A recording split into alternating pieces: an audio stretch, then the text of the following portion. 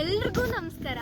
ನಾನು 20 ದಿನ ಹಿಂದೆ ಒಂದು ವಿಡಿಯೋ ಮಾಡಿದ್ದೆ ಗ್ರಾಫ್ಟಿಂಗ್ ಬಗ್ಗೆ. ಗ್ರಾಫ್ಟ್ ಮಾಡ್ತಿದ್ದಾರೆ ಅಂತ 20 ದಿನ ಆದಮೇಲೆ ಯಾವ ಥರ ಚಿಗುರು ಬಂದಿದೆ ಅಂತ ನಾನು ಈ ವಿಡಿಯೋದಲ್ಲಿ ತೋರಿಸ್ಕೊಡ್ತೀನಿ, ಬನ್ನಿ. ಇದು ಏನು ಅಂದರೆ ಬೇಣಿಶ ಗಿಡ. ಇದು ಬೇಣಿಶ ಗಿಡ ಕಾಯಿ ಸರಿಯಾಗಿ ಬಿಡ್ತಾ ಇಲ್ಲ ಅಂತ ತೋತಾಪರಿಗೆ ಗ್ರಾಫ್ಟ್ ಮಾಡಿರೋದು. ನೋಡಿ, ಇಲ್ಲಿ ಕಟ್ಟಿದ್ದಾರೆ, ಇಲ್ಲಿ ಚಿಗುರು ಬಂದಿದೆ. ನೋಡಿ ಎಷ್ಟು ಚೆನ್ನಾಗಿ.